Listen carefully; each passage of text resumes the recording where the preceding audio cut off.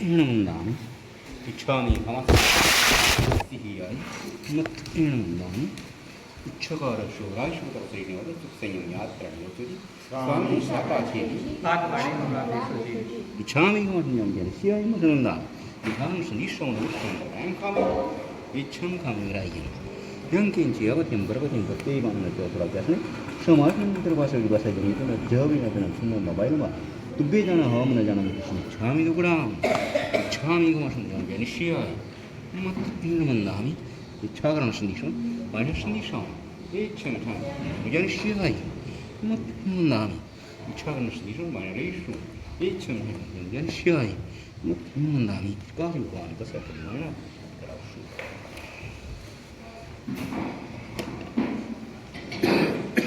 नमो निदानं नमो सिद्धानं नमो आयर्याणं नमो वज्रायाणं नमो लोये सब्बसानं एषो पंचर्मकारो स्वपावपणासममङ्गलान् सर्वेषां पठनं भवै मङ्गलं नमो दुर्वाररागादिवैरिवारं कारणे अर्हते योगिनाथाय विष्णुतीराय पन्नगे च सुरेन्द्रे च कौशिके पादसंस्पृशि निर्विशेषमनस्काय श्रीवीरस्वामिने नमः।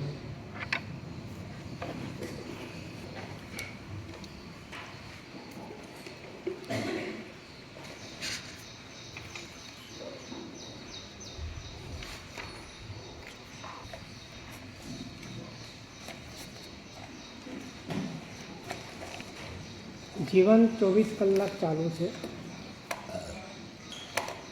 પણ 24 કલાક એક જીવન ચાલુ નથી. 24 કલાક જુદા જુદા પરિણામોના અનુભવમાંથી પસાર થાય છે અને માટે દરેક ક્ષણે જુદું જુદું જીવન જીવાઈ રહ્યું છે. દરેક ક્ષણે એક જીવન નથી જીવાઈ રહ્યું, કેમ કે દરેક ક્ષણે પરિણામો જીવાઈ રહ્યા છે, પરિણામી જીવાઈ નથી રહ્યું. દરેક ક્ષણે પર્યાય જીવાઈ રહ્યા છે, દ્રવ્ય જીવાઈ નથી રહ્યું. દરેક ક્ષણે અવસ્થાઓ જીવાઈ રહી છે, અસ્તિત્વ જીવાઈ નથી રહ્યું. અને માટે 24 કલાકના દરેક ક્ષણના જીવનના ચિત્ર જુદા છે. આપણી પાસે કોઈ કન્ટિન્યુ કોન્સ્ટન્ટ એક સુનિશ્ચિત જીવન હજી આપણા અનુભવમાં આવ્યું નથી. અને માટે જીવનની તૃષ્ણા આપણા ભીતરમાં બરકરાર છે. જીવન જીવવાની ભાવના હજી પણ રહ્યા કરે છે. તો 24 કલાક શું કર્યું? કારણ કે જીવન નહોતું, જીવનનો પડછાયો હતો. એ જીવન નહોતું, કેવળ જીવનની એક ભૂતાવળ હતી. અને માટે પ્રતિક્ષણ ભિન્ન ભિન્ન જીવનની ધારા એ ધારા નથી બનતી, એ વિક્ષેપ બને છે. ધારા તો એને કહેવાય જ્યાં સમાનતા છે, જ્યાં અખંડતા છે, જ્યાં એકતા છે, એને ધારા કહેવાય. આ તો વિક્ષેપ છે, પ્રતિક્ષણ વિક્ષેપ છે.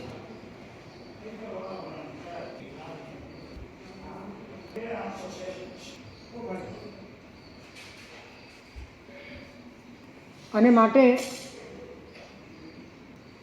જે ક્ષણે જીવન જીવાઈ રહ્યું છે એ ક્ષણે જીવનની બાબતમાં તૃપ્તિ નથી. કારણ કે જે ક્ષણે જીવન જીવાઈ રહ્યું છે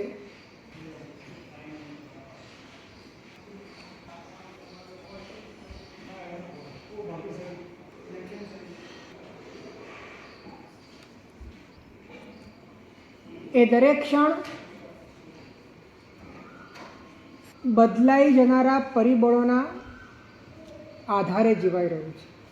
અને જ્યાં બદલાવ છે, જ્યાં પરિવર્તન છે, જ્યાં ક્ષણિકતા છે, જ્યાં અનિત્યતા છે, જ્યાં અનિશ્ચિતતા છે,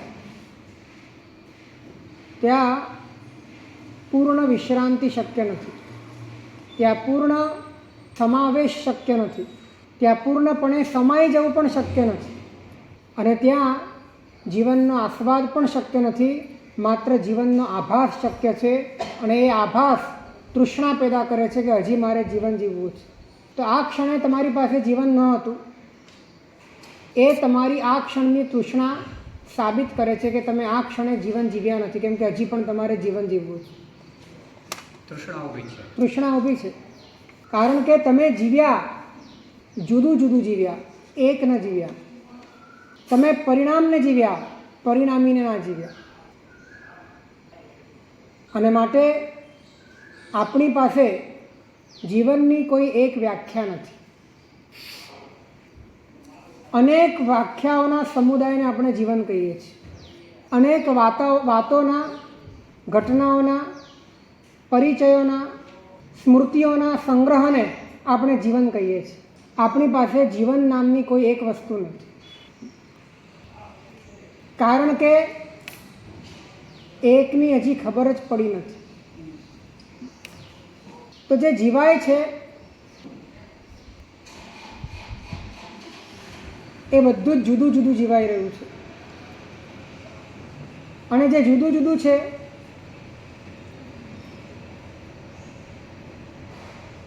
એમાં ક્યારે પણ પોતાના સંપૂર્ણ સત્તાનો બોધ થઈ શકતો નથી.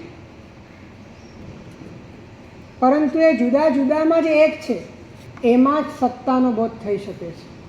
એ જે ભિન્ન ભિન્નમાં અભિન્ન છે એમાં જ સત્તાનો બોધ થઈ શકે છે. જે ખંડ ખંડમાં અખંડ છે એમાં જ સત્તાનો બોધ થઈ શકે છે. પરંતુ એ ખંડમાં જ અખંડ છે, એ પરિણામમાં જ પરિણામી છે, એ અવસ્થામાં જ અસ્તિત્વ છે, તો કેમ પકડાતું નથી? કારણ કે આપણી પકડ પરિણામ પરની છે. આપણે જે જીવાય છે એને પકડીને જીવીએ છીએ, એને મૂકીને જીવતા નથી. એ બંને ભિન્ન છે. તમે જેને જીવો છો એ શાશ્વતને જીવો છો કે નશ્વરને જીવો છો? સમજ્યા કે શરીરને જીવો છો તો એ તો નશ્વર છે. શરીર સમજો કે માની લીધું કે તમે એવું માની પણ લીધું કે તમે એને ભિન્ન ગણો છો, પણ તમારી જે અનુભૂતિઓ છે અંદરની એને તો તમે જીવી જ રહ્યા છો, અને એને તમે પકડીને જીવી રહ્યા છો, એને તમે તાદાત્મ્યપૂર્વક જીવી રહ્યા છો. એટલે કે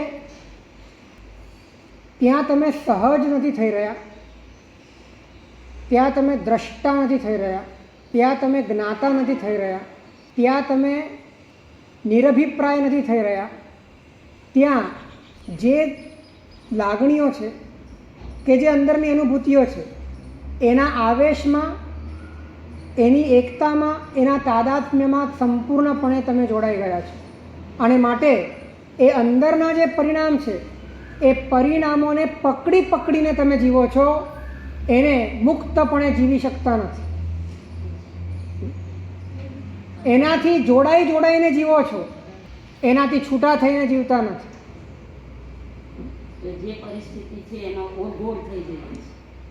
જે મનસ્થિતિ છે એમાં ઓળઘોળ થઈ જઈએ છીએ.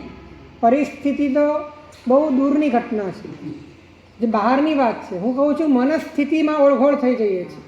મનસ્થિતિ તમારો પરિણામ છે, મનસ્થિતિ પરિણામ છે, અને પરિણામને પકડીને જીવવાની આદત પડી ગઈ છે.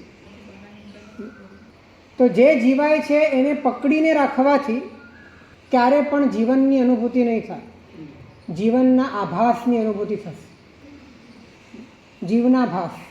કેમ કે તમે સંપૂર્ણ વસ્તુ એના એક વિકૃત અંશને સંપૂર્ણ વસ્તુનું માન આપ્યું છે. તમે એક સંપૂર્ણ વસ્તુના એક વિકૃત અંશને સંપૂર્ણ વસ્તુ તરીકેનું માન આપ્યું. એની સ્થાપના ત્યાં કરી દીધી છે. તમારી લાગણીઓ એ તમારા આત્મદ્રવ્યના વિકૃત પરિણામનો એક અંશ છે. બરાબર છે? તમે એ પરિણામને એવો પકડી લીધો કે જાણે કે સંપૂર્ણ વસ્તુ, સંપૂર્ણ અસ્તિત્વ જાણે કે તમારું એમ જ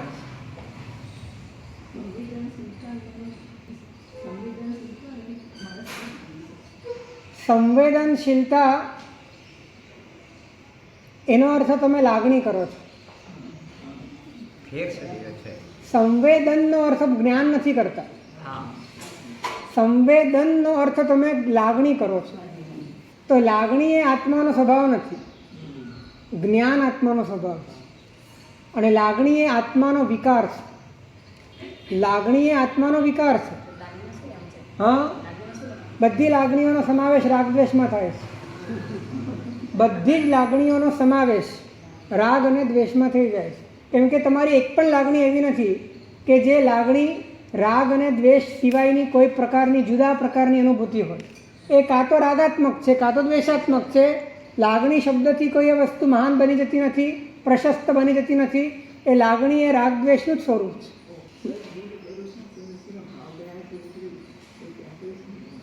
ત્યાં પણ રાગદ્વેષ તો છે જ, પરંતુ એ પ્રશસ્ત ગણાય છે. એટલા માટે પ્રશસ્ત છે કેમ કે એમાં એક તો પોતાના અહંકારનો બોધ નથી, બીજા નંબરમાં એ પોતાનું સ્વરૂપ તરીકે લેખાતું નથી. એટલે કે રાગ પણ પોતાનું સ્વરૂપ જણાતું નથી. હા, કેમ કે સવી જીવ કરું શાસન રસી, તો બીજા જીવોને તારવાની ભાવના, બીજા જીવોને પમાડવાની ભાવના, તો બીજામાં કંઈક કરવાની ભાવના એ લોકો પામે. કેમ કે દુનિયામાં જે જીવોનો જે ક્રમ છે એ ક્રમ પ્રમાણે જ એનું થવાનું છે. આવી વિશ્વ વ્યવસ્થા છે. તેમ છતાં એની અંદર પોતાને કંઈક એમના પ્રત્યેની કરુણા થઈ, એમને આવું સુખ મળે, એમને આવું આત્માનો બોધ મળે, એમને આવું અનંત સુખ મળે, એવા પ્રકારની જે ભાવના પર માટે જન્મે. કેમ કે બીજા જીવો પણ પોતાના માટે તો પર જ છે. અને પર માટે તમને કાંઈ પણ જન્મે એ કાં તો રાગથી જન્મે, કાં તો દ્વેષથી જ જન્મે. આત્મલક્ષી હોવા છતાં ત્યાં એ કરતા નથી થયા. ત્યાં એમને રાગાત્મક અધ્યવસાય થયો છે. આવું થાય તો સારું, એમાં પોતે નિમિત્ત બને તો સારું, એવો ભાવ જન્મ્યો છે.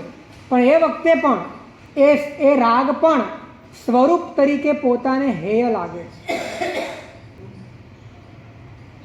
સ્વરૂપ તરીકે હેય લાગે છે. સ્વરૂપ રૂપે એ રાગ દશા પોતાના અસ્તિત્વનો અંશ નથી, અસ્તિત્વનો ભાગ નથી, અસ્તિત્વ સ્વરૂપ નથી. એ બોધ એમને સંપૂર્ણપણે પોતાની જાગૃતિમાં છે. એટલે વાત્સલ્ય જેવું થશે. એ વાત્સલ્ય પણ રાગ જ છે ને. વાત્સલ્ય અને રાગ વચ્ચે શું ફરક છે? તમે જેને કરુણા સમજો છો રાગ છે. પ્રેમમ નાભી નિવિસિજ્જય. પ્રેમ અને રાગ બધું એક જ છે. આપણે બધું જુદું પાડ્યું છે. બાકી પ્રેમ અને રાગ વચ્ચે પણ ફરક નથી. તમે પ્રશમરતિ પ્રકરણમાં રાગના પર્યાયી શબ્દો આપ્યા છે, દ્વેષના પર્યાયી શબ્દો આપ્યા છે, બધા એક જ છે. હા, તો સરાગથી એટલે શું કે સંયમ હતું અને રાગ પણ હતો. એ સરાગ સંયમ પણ હતું અને રાગ પણ હતો, ચારિત્ર પણ હતું અને રાગ દશા પણ હતી.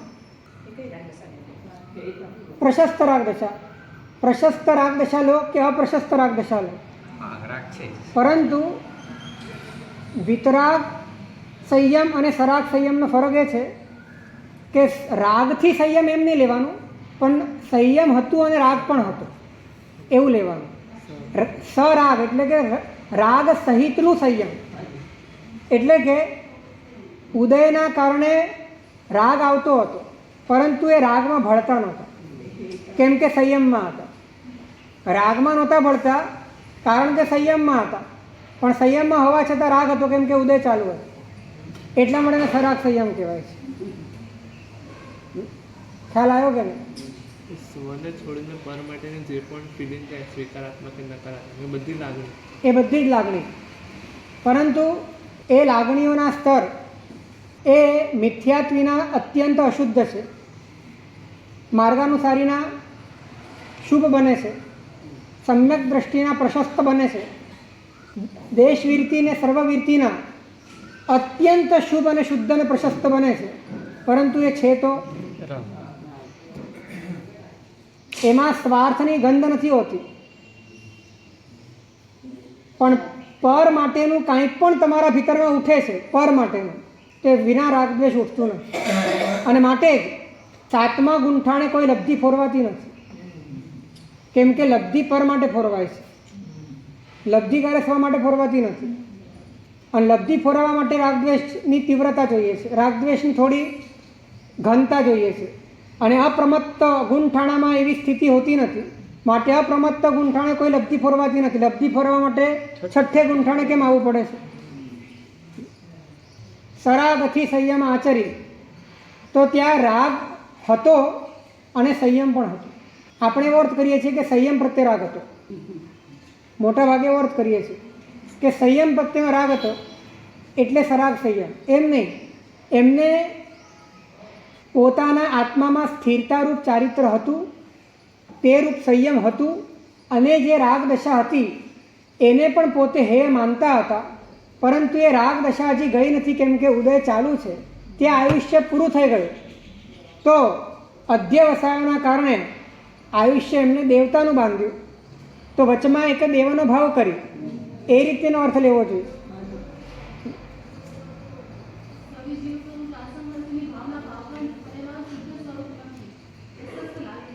હકીકતમાં ભાવવાની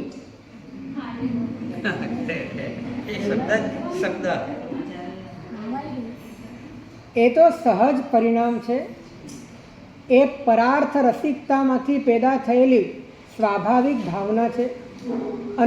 અનંતકાળથી તીર્થંકરનો જીવ પરાર્થના રસવાળો હોવાના કારણે અહીંયા પણ એને તથા પ્રકારનો અધ્યવસાય જાગી જાય છે, જેનો પોતે સાક્ષી બને છે, જેનો પોતે દ્રષ્ટા બને છે.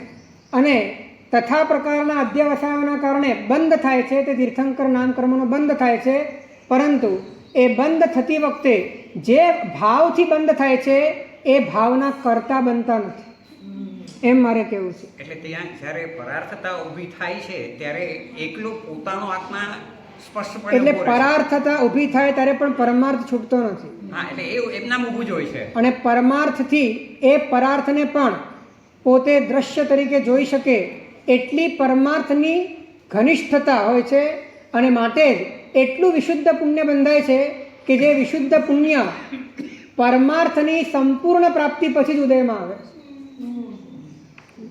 તીર્થંકર નામકર્મનો વિપાકોદય કેવળ જ્ઞાન પહેલાં થાય જ, વિતરાગતા આવ્યા પહેલાં, એટલે કે પરિપૂર્ણપણે પરમાર્થ પ્રગટ ન થાય ત્યાં સુધી તીર્થંકર નામકર્મનો ઉદય વિપાકોદય થાય જ. રિઝલ્ટ આ છે. હવે તમે ભાવવાની વાત કરો તો તમે ત્યાં પરિણામ ઉપર પોતાની પકડ બનાવો છો, તમે પરિણામોને જીવવાની કોશિશ કરો છો, પરિણામોને પકડવાના જ નથી.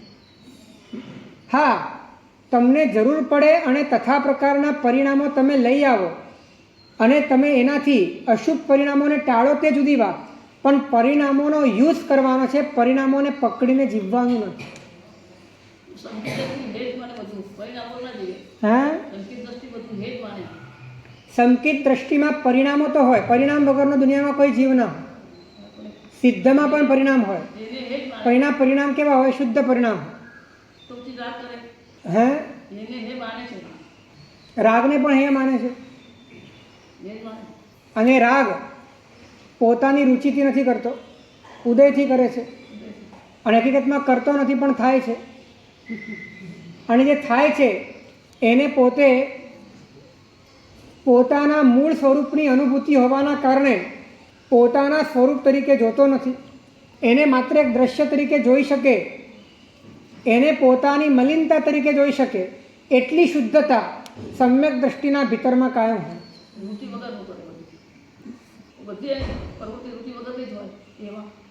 એની બધી રુચિ આત્મલક્ષી હોય,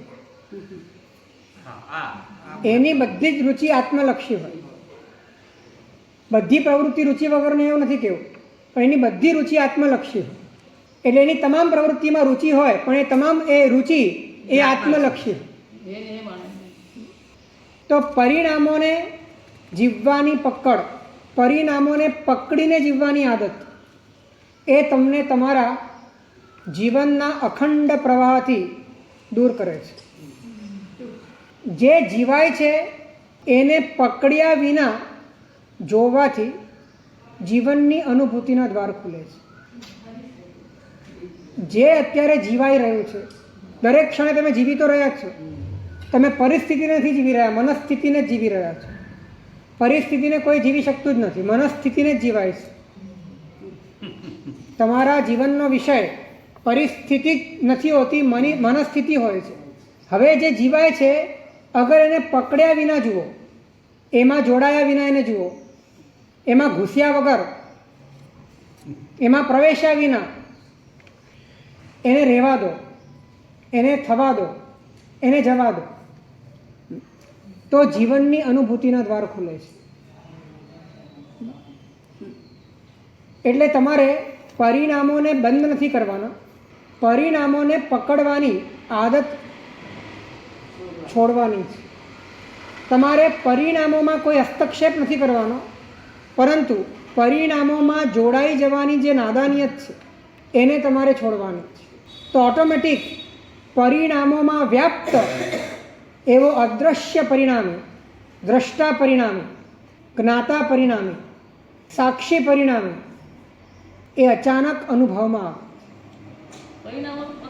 પરિણામો ઉપર જઈએ એના પર ખાલી દ્રષ્ટા તરીકે પરિણામો આવે છે એ પ્રમાણે જીવે. તમારા બધા જ પરિણામ જ્ઞાનમાં જ ઉત્પન્ન થાય છે, અને જ્ઞાનમાં ઉત્પન્ન થવા છતાં તમે પરિણામ તરીકે જીવો છો, જ્ઞાન તરીકે નથી જીવતા, એમ મારે કહેવું છે. તમારા બધા જ પરિણામ જ્ઞાનમાં ઉત્પન્ન થાય છે, અને તેમ છતાં તમે પરિણામ તરીકે જીવો છો, જ્ઞાન તરીકે નથી જીવતા. તો જેની અંદર પરિણામ ઉત્પન્ન થયા છે એ તમે છો કે પરિણામ તમે છો? એમાં જોડાવું નહીં. છીએ તો જેના ઉત્પન્ન થયા જ છીએ, પણ જોડે એમાં છે. પરિણામ તમારામાં પેદા થાય છે, પણ તમે પરિણામમાં પેદા થાઓ છો. પરિણામ તમારામાં પેદા થાય છે, પણ તમે પરિણામમાં પેદા થાઓ છો, કેમ કે તમે જોડાઈ ગયા. તમારો છોટો અને જ્યાં જોડાયા ત્યાં જ તમારો જન્મ થયો, પરિણામ તરીકેનો, એક પર્યાય તરીકેનો. અહીંયા જ જન્મ મરણનું સૂક્ષ્મ સ્વરૂપ છે. ભવ નિર્વેદ અહીંથી થવો જોઈએ. હા, ભવ નિર્વેવ મગ્ગાનું સારિયા, એ ભવ નિર્વેદ અહીંથી થવો જોઈએ. આ પરિણામો સાથેનું જોડાણ જ જન્મ મરણ છે.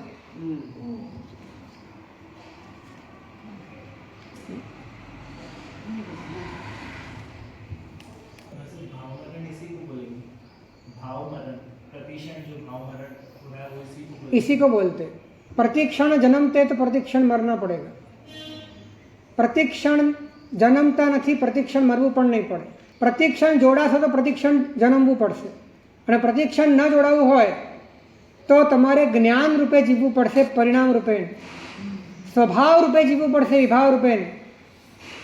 પરિણામી રૂપે જીવવું પડશે, પરિણામ રૂપે.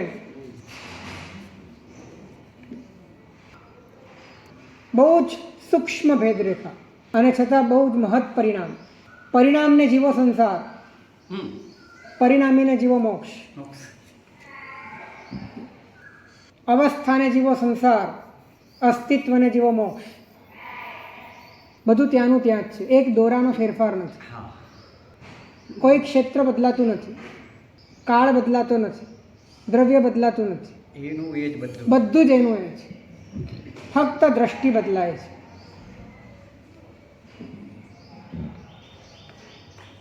તો જે જીવાય છે એને પકડ્યા વિના જીવો, તો એને જીવવાનું બંધ થશે અને જીવનારને જીવવાનું ચાલુ થશે. જે જીવાય છે એને પકડ્યા વિના જીવો, એનાથી જોડાયા વિના જીવો, એને રેઢું મૂકી દો, એના પ્રત્યે ઉદાસીન થઈ જાઓ, એનાથી અપરિચિત થઈ જાઓ કે જાણે તમે એને જાણતા જ નથી. તમારી જ મનસ્થિતિ છે, પણ તમે એને જાણતા જ નથી. તમે એટલા ભદ્રિક બની ગયા કે તમે એને જાણતા જ નથી. હે?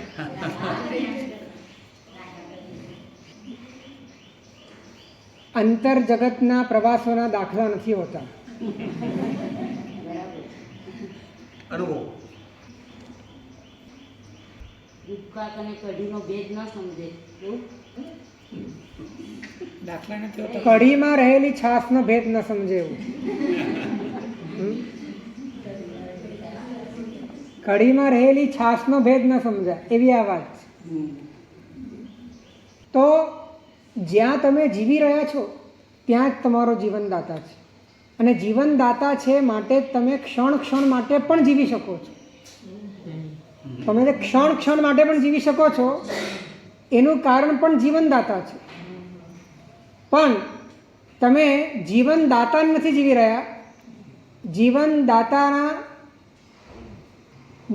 બહાર નીકળેલા જીવનદાતામાંથી છૂટતા જે પણ પરિણામો છે, જે પણ ભાવો છે વિભાવ એને તમે જીવી રહ્યા છો. અને માટે જીવનદાતા તરીકેની જે ખુમારી છે એ પ્રગટ નથી થઈ રહી. કાયમ માટે યાચકતા, કાયમ માટે દીનતા, કાયમ માટે દરિદ્રતા ભીતરની અંદર ઊભી રહે.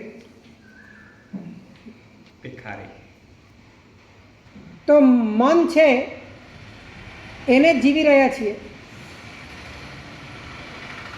જીવન ચાલુ છે પણ તમારી પકડ ઢીલી પડી ગઈ, તમારું જોર ઢીલું પડી ગયું કે આ મનસ્થિતિને જીવવાનું. મનસ્થિતિ છે પણ તમે એને જીવવા નથી માંગતા. મનસ્થિતિ છે પણ તમે ત્યાં જોર કરવા નથી માંગતા. મનસ્થિતિ પણ છે અને તમે પણ છો એવો ભેદ ધીરે ધીરે પડે છે. અત્યારે એવું છે કે મનસ્થિતિ જ તમે છો અને મનસ્થિતિને જ તમે જીવો છો. પરંતુ મનસ્થિતિને તમે જોર ના આપો અને મનસ્થિતિ એની મેળે ફ્લો થાય અને તમે એની મેળે હો. આ બંને વાત જેમ જેમ તમારી સમજમાં આવે છે તેમ તેમ ભેદ જ્ઞાન જીવંતપણે અનુભવાય છે. સમજાય છે વાત? ત્યારે એક તો આપણે કોઈ આનંદ જોઈએ ને, જેમ મનની સ્થિતિ ચાલી રહી છે, હવે તે વખતે આપણે ખાલી એને જોવાનું કાર્ય કરવાનું કે મનસ્થિતિને એ રીતે જુઓ કે તમે એમાં કશું જ કરવા માંગતા નથી. તમે એ રીતે ન જુઓ કે તમે એને સુધારવા માંગો છો. તમે એને એ રીતે પણ ન જુઓ કે તમે એને વધારે આગળ લઈ જવા માંગો છો. તમે એને એ રીતે પણ ન જુઓ કે તમે એને ભૂસવા માંગો છો. તમે એને એ રીતે જુઓ કે તમે એમાં કશું જ કરવા નથી માંગો. તો હે હવે તમારે શું કરવાનું છે? હવે તમારે શું કરવાનું છે? અહીંયા કશું જ કરવાનું બચતું જ નથી. મનસ્થિતિ સ્વતંત્ર થઈ ગઈ. હવે તમારે તેમાં કશું કરવાનું બચતું નથી. તો તમારી સ્થિતિ શું બનશે? મનસ્થિતિ ટીચે છે. આ વિચારો તમે. કર વિચાર તો પામ. વિચારશો અને વાત સમજાશે, જ્ઞાન માત્ર રહી જશે. જ્ઞાન સ્વભાવ રહી જશે. જ્ઞાયક ભાવ રહી જશે. જ્ઞાયક ભાવ જે એકલો ગ્રહે તે સુખ સાધે એ સુખ માત્ર રહી જશે. બાકી બધું ખરી પડશે.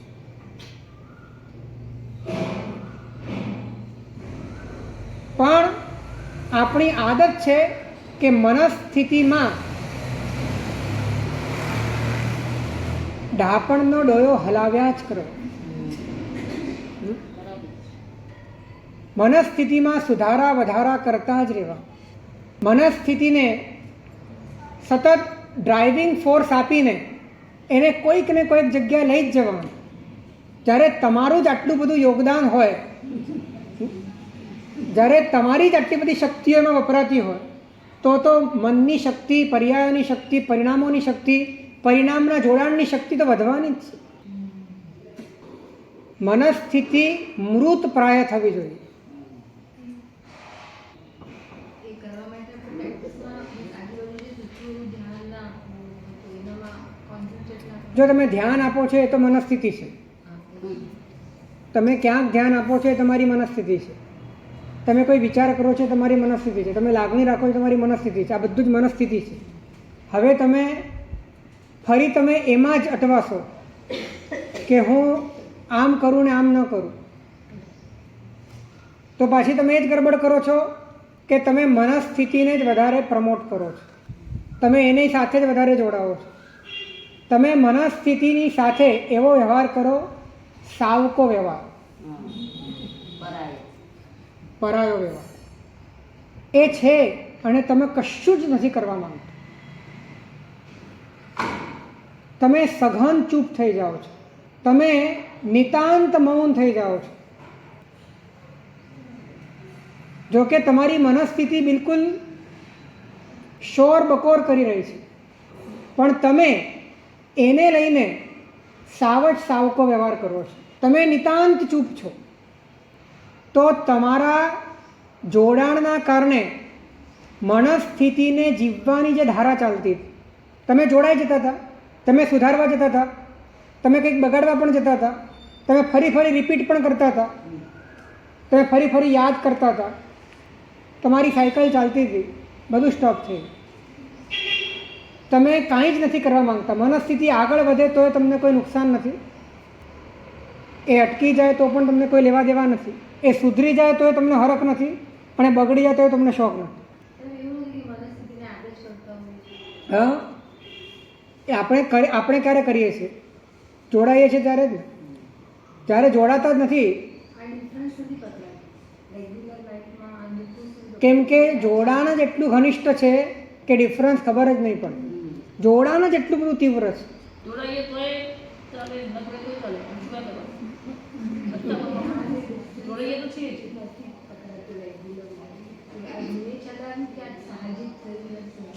અત્યારે તો જોડાઈને જીવવાની વાત ચાલી રહી છે. એમાં અભ્યાસ એ કરવાનો છે કે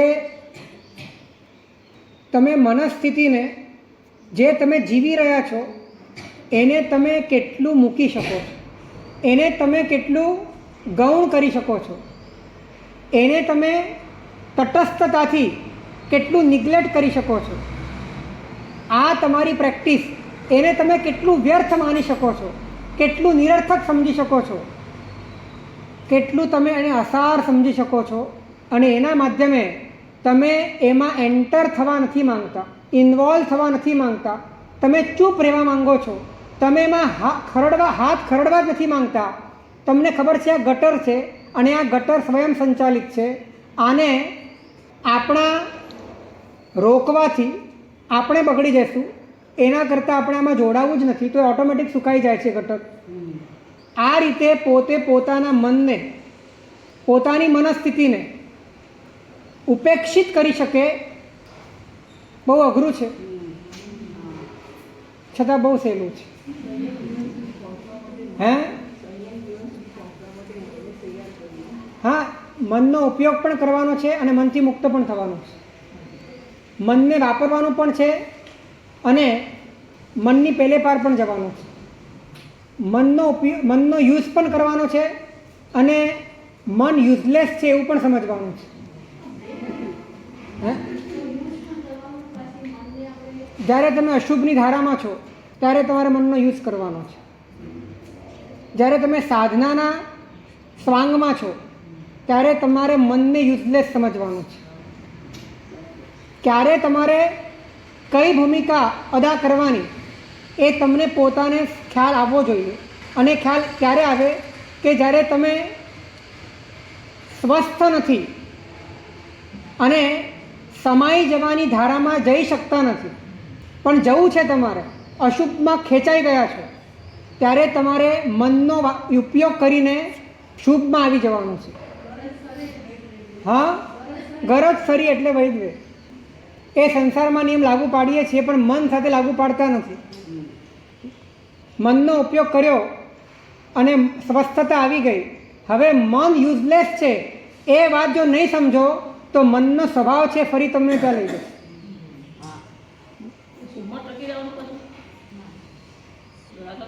શુભમાં ટકવું હોય તો શુદ્ધનો આવેગ જોઈશે, નહીં તો શુભમાં બહુ લાંબા સમય સુધી નહીં ટકી શકાય. શુદ્ધના લક્ષ્ય વિના શુભમાં નહીં ટકી શકાય.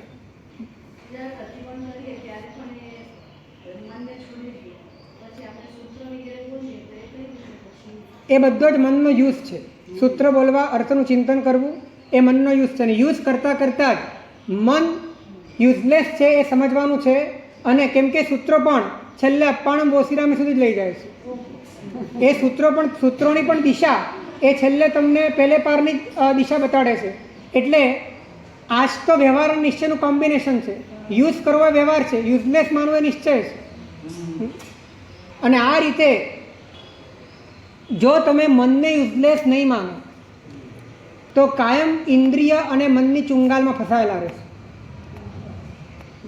કાયમ તમે ભૌતિક પરિપ્રેક્ષ્યમાં જ જીવશો.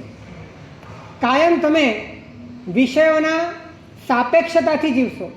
તમને પૂતગલ વિનાનું, વિષય વિનાનું, ઇન્દ્રિય વિનાનું, મન વિનાનું તમારું અસ્તિત્વ છે એનો તમને ક્યારેય સ્વતંત્ર બોધ નહીં થાય. અને માટે જીવવા માટે આખી દુનિયાના બધા જ વિષયોની તમને અંદરથી તૃષ્ણા ઊભી રહેશે અને તૃષ્ણા તમારું ફરી પતન કરશે. માટે મનનો યુઝ કરીને મનનો એટલો જ યુઝ કરવાનો છે કે મન યુઝલેસ લાગે. મનનો એટલો જ યુઝ કરવાનો છે કે મન યુઝલેસ લાગે.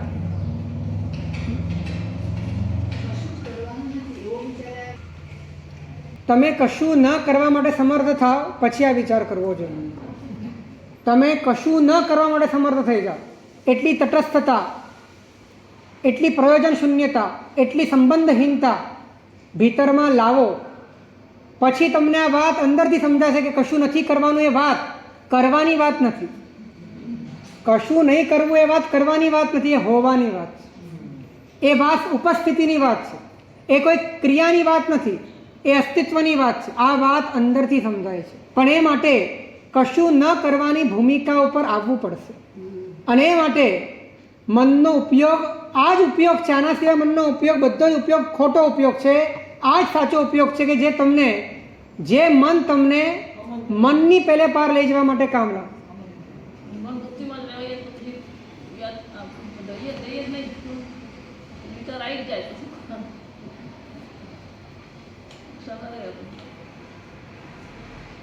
મન મુશ્કેલ છે. આત્મા મુશ્કેલ તો બધું જ મુશ્કેલ. આત્મા સરળ, બધું જ સરળ. કારણ કે બધી જ જ્ઞાનીઓએ બતાડેલી વ્યાખ્યાઓ આત્માના અનુસંધાનથી ખુલે છે. જી ભગવાન. આત્માનું અનુસંધાન નથી અને એક પણ વ્યાખ્યા નહીં ખુલે. ન ગુપ્તિ ખુલે, ન સમિતિ ખુલે, ન 10 પ્રકારના યતિધર્મ ખુલે, ન ભાવનાઓ ખુલે, કશું જ નહીં ખુલે. કેમ કે બધું જ સ્વ પરના વિવેક આધારિત વ્યાખ્યાઓ છે. આત્માના ગુણો વિચારીએ, ભગવાનના ગુણો વિચારીએ, એ પણ નહીં થતા. બધું જ તો જે જીવાય છે એના ઉપરની આપણી આસક્ત પકડ, તદ્રુપતા, તાદાત્મ્યતા. અને કેવું છે, આસક્તિ પણ કેવી છે, એકાત્મતા પણ કેવી છે કે આ ક્ષણે પરિણામ જુદો છે, બીજી ક્ષણે પરિણામ જુદો છે. તો આ ક્ષણે પણ પકડીને જીવો છો, બીજી ક્ષણે પણ પકડીને જીવો છો, ત્રીજી ક્ષણે પણ પકડીને જીવો છો. એટલે કન્ટિન્યુટી પરિણામની નથી, કન્ટિન્યુટી પકડની છે. પરિણામ તો બદલાયા કરે છે. પરિણામ તો તમને પકડ છોડવા માટેનું નિમિત્ત આપે છે. પરિણામ તો તમને પકડથી મુક્ત થવા માટેની પૂરી સગવડ આપે છે. પરંતુ તમારી પકડ એટલા માટે છે કેમ કે તમે પરિણામને જીવવા માંગો છો. તમે પરિણામને જોવા નથી માંગતા, તમે પરિણામને જીવવા માંગો છો. અને જીવવા માંગો છો માટે પકડ છે. માટે પકડની તમારી કન્ટિન્યુટી ચાલે છે. અને કન્ટિન્યુટી જ તમારા જીવનનો અભિશાપ છે. જોવાનું મન થયું તો જોયા કરવાનું, જોવાનું નહીં, રાત્રે સાઈડ પર એ જોયા કરવાનું. રાત્રે જોવાનું મન થાય ને એ રાગદ્વેષ છે. જોવાનું મન થાય એ રાગદ્વેષ છે. અને જોવાનું મન થયું એને તમે જોયું. જોવાનું મન થયું એ તો રાગદ્વેષ જ હતા. અને જે સહજ આવે એને જુએ તો, હા, જે સહજ આવ્યું અને એને જુએ તો. એક વાત ધ્યાનમાં રાખો, હું જોવાની વાત ઉપર અત્યારે બહુ ભાર નથી આપતો. હું વાત આપું છું નિરપેક્ષતા ઉપર, હું ભાર આપું છું સંબંધ શૂન્યતા ઉપર, હું ભાર આપું છું અસારતા ઉપર, હું ભાર આપું છું પકડ્યા વિના તટસ્થ થવા ઉપર. કારણ કે તમે હજી જોવાની વાત સમજ્યા જ નથી. અને કેમ કે તમે જ્યારે પણ જુઓ છો ત્યારે એમાં સૂક્ષ્મ પ્રયત્ન ભળી જાય છે. અને સૂક્ષ્મ પ્રયત્ન ભળતાની સાથે જોવાની ક્રિયા પોલ્યુટેડ થઈ જાય છે, જોવાની ક્રિયા દૂષિત થઈ જાય છે, જોવાની ક્રિયામાં જ કરતા ભાવ આવી જાય છે. એટલે જોવા કરતાં વિમુખ થવાની પ્રક્રિયા એ તમને સહજ જોવાની વાત ઓટોમેટિક સમજાવી દેશે. તમે તટસ્થ થઈ જશો તો જોવાની વાત સમજાઈ જશે, પણ તમે જોવા જશો તો તટસ્થ નહીં થઈ શકો. તમે નિરપેક્ષ થઈ જશો તો સહજ દ્રષ્ટિ સમજાઈ જશે, પણ તમે દ્રષ્ટિ કરવા જશો તો સહજ નહીં થઈ શકો. બહુ ઝીણી વાત છે. જીવન અપેક્ષા વગરનું જ કરવું. હા, અપેક્ષા વગરનું જીવન જીવન તમને અપેક્ષા બેસી નહીં. આપણે એટલું બધું સ્વીકારી લીધું છે ને કે આમ જ થશે, આમ જ કરવાનું છે, આવું તો હોય જ, આવું તો થાય જ, કરવું જ પડે. કરવું જ પડે, આમ જ જીવાય. આ બધી ધારણાઓ આપણા માટે આપણા જ પગમાં બંધાયેલી, આપણા દ્વારા બંધાયેલી બેડીઓ છે. કેમ એ ખુમારી નથી આવતી કે આ ક્ષણે હું મુક્ત થઈ શકું છું, આ ક્ષણે હું પરમાત્મા દશાને પ્રાપ્ત કરી શકું છું? કારણ કે વસ્તુ તો હાજર છે, તત્વ હાજર છે, ફક્ત દ્રષ્ટિ બદલવાની છે. અને દ્રષ્ટિ બદલવા માટે આસક્તિ તોડવાની છે, જાગવાનું છે, નિરપેક્ષ થવાનું છે. પ્રયત્ન આટલો જ છે. અને એ પ્રયત્ન છોડવો ન પડે એવા તમામ ઉપાય આપણે કરીએ છીએ કે આવું તો થાય જ. સ્વીકાર કરી લીધો આપણે, આવું જ થાય.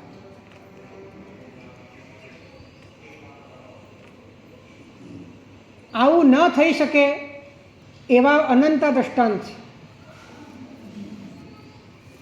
હે, અપેક્ષાથી મુક્ત થયેલા અનંત આત્માઓ છે. જી ભગવાન. મનસ્થિતિથી મુક્ત થયેલા અત્યારે પણ કરોડોની સંખ્યામાં મુનિરાજો વિદ્યમાન છે. સમાપત્તિના મધુર અમૃતને ચાખનારા અબજો અને અસંખ્ય જીવો આજે પણ અત્યારે પણ દેવલોકમાં સમ્યક દર્શન પામેલા તીર્થંકરના આત્માઓની સંખ્યા પણ અસંખ્ય છે. અત્યારે જીવી રહ્યા છે, જે આવતા ભવે તીર્થંકર થવાના છે. એવા અસંખ્ય તીર્થંકરો સમ્યક દર્શન સાથે અત્યારે દેવલોકમાં જીવી રહ્યા છે. તો તીર્થંકરના આત્માઓ અસંખ્ય હોય સમ્યક દર્શનવાળા, તો તીર્થંકર સિવાયના અસંખ્ય સમ્યક દ્રષ્ટિઓ કેટલા? એ પણ નરકમાં પણ એટલા સમ્યક દ્રષ્ટિઓ છે, તિર્યાંશમાં પણ એટલા સમ્યક દ્રષ્ટિઓ છે. તો આ ક્ષણ કેમ આપણે એવું માનીએ છીએ કે ન થઈ શકે? એક વાત ધ્યાન રાખજો કે દેહાભિમાની દેહ સ્યાત, બદ્ધાભિમાની બદ્ધ સ્યાત, મુક્તો મુક્તાભિમાન્યપી. કિમ વદંતીય સત્યેયમ યા મતિર્સા ગતિર્ભવે. તમે પોતાને જે સ્વરૂપે સ્વીકારશો એવા તમે થશો. તમે તમને પરિણામ તરીકે માનશો તો બંધાયેલા રહેશો, અને તમે પોતાને પરિણામી તરીકે મુક્ત સ્વરૂપે સ્વીકારશો તો તમે મુક્ત થઈ જશો. કિમ વદંતી છે લોકોમાં, જેવી મતિ એવી, જેવી મતિ એવી. આપણે પોતાને કયા સ્વરૂપમાં અનુભવવા માંગીએ છીએ એ રુચિની દિશા તમારા પરમાત્મ દશા કે બહિરાત્મ દશા, તમે કયા તરફ તમે ફંટાવો છો એ નક્કી કરે. તો આપણી મુખ્ય વાત છે કે જે જીવાય છે એને પકડી રાખવાથી જીવનની અનુભૂતિ નથી થતી. જે અત્યારે આ ક્ષણે જે જીવાઈ રહ્યું છે તમારાથી, એનાથી પૂર્ણ નિરપેક્ષ થવાથી એ મનસ્થિતિ છે, અને તમે પણ છો. એ મનસ્થિતિ છે, તમે એમાં કશું જ કરવા નથી માંગતા, અને કંઈ કરવા નથી માંગતા એવું પણ કરવા નથી માંગતા. એટલું મૌન. કરવા તો નથી જ માંગતા, પણ નથી કરવું એમ કરીને પણ કરવા નથી માંગતા. એટલું મૌન. એટલી શાંતિ, એટલી તટસ્થતા, એટલી ચુપ્પી, એટલી ગહનતા, એટલી વ્યાપકતા. આ ક્ષણે પરમાત્મા હાજર થઈ જાય. બોલો, આવતા ક્ષણની જરૂર નથી.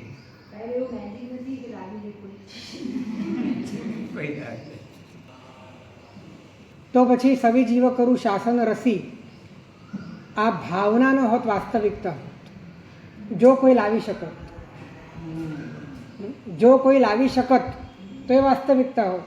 ધ્યાન રાખજો કે તમને બીજાથી સમજ મળી શકે, શ્રદ્ધા ના મળી શકે. શ્રદ્ધા તમારી પોતાની છે, પરિણામ તમારા પોતાના છે, પરિણમન તમારું પોતાનું છે. તીર્થંકરો જ્ઞાન આપી શકે, શ્રદ્ધા નથી આપી શકતા. હા, એ આપણું પોતાનું. આપણે આપણાથી દૂર જે છે એનાથી દૂર થવાનો પ્રયત્ન કર્યો છે, પણ જે આપણી અંદર છે એનાથી દૂર થવાનો પ્રયત્ન નથી કર્યો. ફરીથી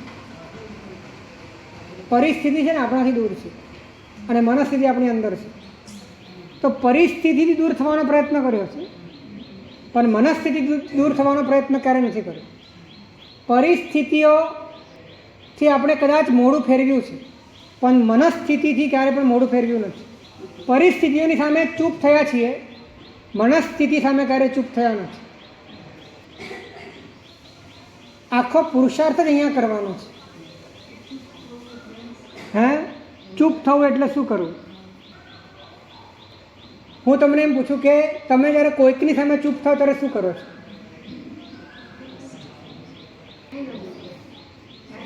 વચનની ક્રિયા. હા,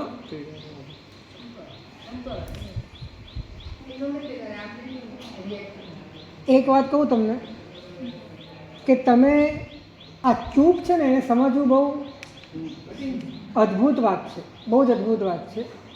હું જ્યારે નથી બોલતો ત્યારે ચૂપ હોય છે, મારું બોલવાનું બંધ થયા પછી પણ ચૂપ હોય છે.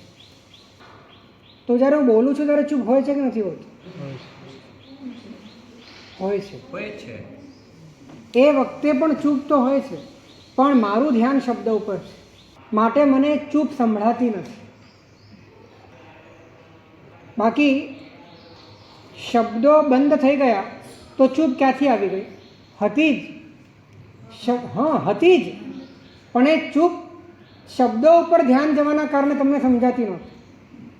એ રીતે તમારા ભીતરમાં પણ વિકલ્પોની ધ્વનિ ચાલી રહી છે, ત્યારે પણ તમારા ભીતરમાં ચૂપ તો છે જ, પણ એ ચૂપ તમને સમજાતી નથી. એ તમને સંભળાતી નથી, પણ તમે કૃત્રિમ રીતે પણ ચૂપ થાવ. કૃત્રિમ રીતે, જે રીતે શબ્દથી ચૂપ થાવ તો તમને શાબ્દિક ચૂપ્પી પણ સમજાય છે. પછી જેને એ ચૂપ સમજાઈ ગઈ તો એ બોલતી વખતે પણ એને ચૂપ સમજાય છે. ખ્યાલ આવ્યો ને? એ રીતે વિકલ્પોની ચુપ્પી જેને સમજાય છે, વિકલ્પો ઓછા થાય અને વિકલ્પોની સામે પોતે ચૂપ થાય. ચૂપ થવાનો અર્થ છે નિરભિપ્રાય થવો. ચૂપ થવાનો અર્થ છે નિષ્ક્રિય થવું. ચૂપ થવાનો અર્થ છે કેવળ ઉપસ્થિત રહેવું, પરંતુ કોઈ પ્રતિકાર નહીં, કોઈ પ્રતિક્રિયા નહીં, કોઈ પ્રતિભાવ નહીં. આનું નામ ચૂપ છે. અને આવું ચૂપ શરૂઆતમાં તમે થાવ છો, પછી તમારા ભીતરમાં જે શાશ્વત ચૂપ છે એની સાથે તમે મર્જ થઈ જાઓ છો, એની સાથે તમે જોડાઈ જાઓ છો, અને ઓટોમેટિક તમને પછી વિકલ્પોની સામે વિકલ્પો ચાલતા હશે પણ તમે ચૂપ હશો. એટલે કે મનસ્થિતિ હશે પણ તમે ચૂપ હશો. તો ધીરે ધીરે ધીરે મનસ્થિતિ અને ઉપસ્થિતિ બે વચ્ચેનો ભેદ સમજાય છે. અને અનંતકાળથી મનને, મનસ્થિતિને, પરિણામને પકડીને એમાં ઘૂસીને જે જીવવાની આદત હતી એના કારણે જે પરાધીનતા હતી એ બધી જ પરાધીનતાઓ ખરી પડે છે અને પોતાની સ્વતંત્ર સત્તા, પોતાનું સ્વતંત્ર જીવન, પોતાની સ્વતંત્ર અસ્તિત્વની અસ્મિતા પોતાના ભીતરમાં અનુભવાય છે. ખરેખર જેવી રીતે સામાયિક લેવાની વિધિ હોય, જે રીતે પૂજા કરવાની વિધિ હોય, એ રીતે આત્માનુભૂતિની કોઈ વિધિ નથી, વિધિ નથી, પરંતુ આ કલા છે. આ એક અલગ અલગ ઉપાય કરતાં કરતાં કોઈકને કોઈક રીતે કોઈક વસ્તુ સમજાય છે. એટલા માટે અસંખ્ય યોગની વાત છે, એટલા માટે ચારી સંજીવની ચાર ન્યાયની વાત છે. કેમ કે આ વિધિ નથી. વિધિ હોત તો બધાને એક સરખી વિધિ આપી દો, કામ થઈ જાય. પરંતુ આ વિધિ નથી. આ દરેકની પોતાની પૂર્વભાવની ધારાઓ પ્રમાણે, સંસ્કાર પ્રમાણે એને પોતાના તત્વને સમજવા માટેની કોઈક દિશા એને ખુલી જાય અને એને પ્રાપ્ત થઈ જાય તો થઈ જાય, એવી આ વાત છે. માટે પરંતુ એક વાત નિશ્ચિત છે કે તમારા માટે કયો માર્ગ છે, તમે કઈ રીતે પામશો, એ તમને ખબર તમારી રુચિથી જ પડશે. જેટલી તમારી રુચિ પ્રબળ હશે, તમને તમારો પોતાનો ઢળાવ, તમને તમારો માર્ગ ખબર પડી જશે. અને આ બધા જ વાક્યો અત્યારે જેટલું બોલાયું એ દરેકને જુદું જુદું સમજાવવાનું, દરેકને જુદું જુદું સમજાશે. અને જુદું જુદું સમજાયા પછી એમાંથી પોતાને અનુરૂપ પરિણમન કરવાની પોતાની ધારા રુચિ પ્રમાણે વિકસિત થાય છે અને એ તેનું પરિણામ પણ આવે છે. તો મનસ્થિતિ એ જ આપણા જીવનનો વિષય બન્યો છે. હવે એ જીવનનો વિષય ન બને, જીવન તટસ્થ થઈ જાય અને મનસ્થિતિ પ્રવાહિત રહે, જીવન ઉપસ્થિત રહે અને મનસ્થિતિ ફ્લો થયા કરે, જીવન નિરપેક્ષ બની જાય અને મનસ્થિતિ ચાલ્યા કરે. આ રીતનો અભ્યાસ આપણને વૈરાગ્યના બળે પરિણામની આસક્તિ તોડાવીને, પરિણામનું તાદાત્મ્ય તોડાવીને, પર્યાયોની મૂળતા તોડાવીને એ સમસ્ત પરિણામોની અંદર તદાકાર, એકાકાર, એક જ્ઞાનઘન, જ્ઞાયક ભાવરૂપ જે આત્મા છે એનો આપણને બોધ કરાવે. એ જ અભ્યર્થના તેના વિરુદ્ધ કંઈ પણ બોલવું છે.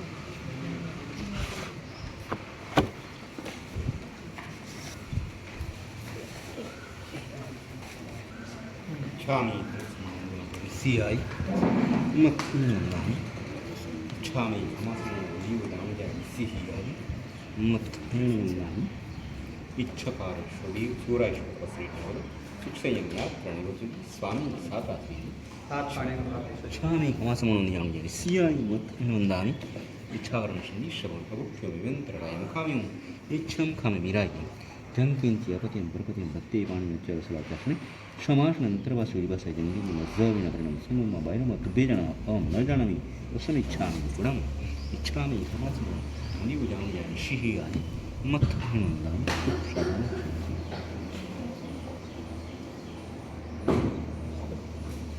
સર્વમંગલ મંગલ્યમ સર્વકલ્યાણ કારણમ પ્રધાનમ સર્વધર્માણામ જૈનમ જયતિ.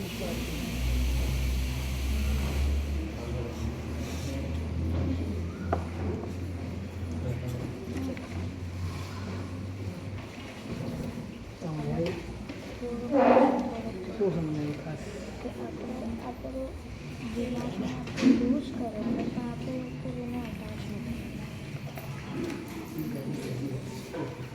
શું થાય છે અટેચ?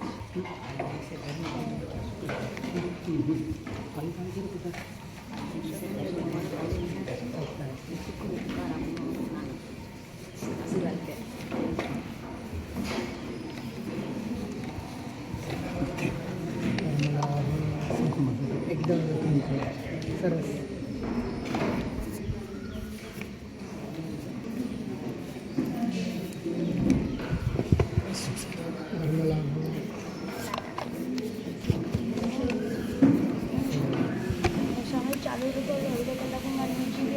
હા તો ચાલુ રાખો. હજી ગાથા કરું આગળ ગાથા કરી રમલા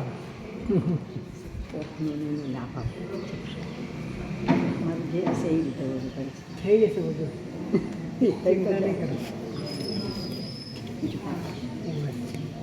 ખૂબ ખૂબ અનુમોદના.